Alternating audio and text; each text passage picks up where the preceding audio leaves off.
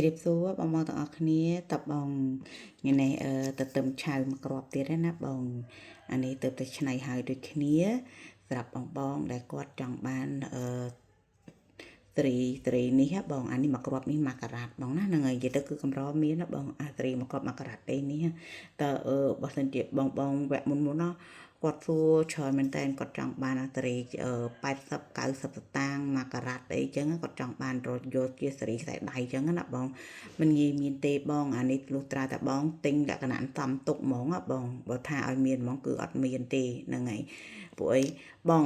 នេះបងអានេះវាជាប់សកានៅកកូតនឹងហ្មងនិយាយទៅគឺយើងនេះនិយាយទៅគឺកាមេរ៉ានេះនិយាយទៅគឺមើលឃើញច្បាស់ហ្មងនេះវានៅកកូតត្បូងនឹងហ្មងអាហ្នឹងគឺយើងអាចឆ្នៃកើទេបងពួកអីទៅពេលយើងឆ្នៃត្បូងនឹងស្ដើងបដ ாய் បូងនឹងស្ដើងបដ ாய் អញ្ចឹងវានៅតែកន្លែងកកូតនឹងទេពេលដែលយើងចូលគ្រឿងគឺมันជាបញ្ហាណាបងនេះឃើញទេពេលដែលយើងចូលគ្រឿងនិយាយទៅមើលមកនិយាយទៅគឺអត់ឃើញទេនិយាយទៅមុខត្បូងរបស់យើងនិយាយទៅគឺថ្លាស្រឡះស្អាតគឺអត់មានជាប់ស្នាមជាប់អីទេណាបងណាហ្នឹងហើយអត់មានជាប់សកាជាប់អីទេនិយាយទៅគឺឡតស្អាតបងខាងមុខហ្នឹងហើយនិយាយទៅគឺវាសកាតែកកូតនឹងទេណាបងណាហ្នឹងហើយកកូតនឹងទេបងពួកឯងយើងអាចឆ្នៃទេកន្លែងហ្នឹងបើសិនជាយើងឆ្នៃគឺវានឹងត្បូងហ្នឹងវាទៅជាស្ដើងហើយស្ដើង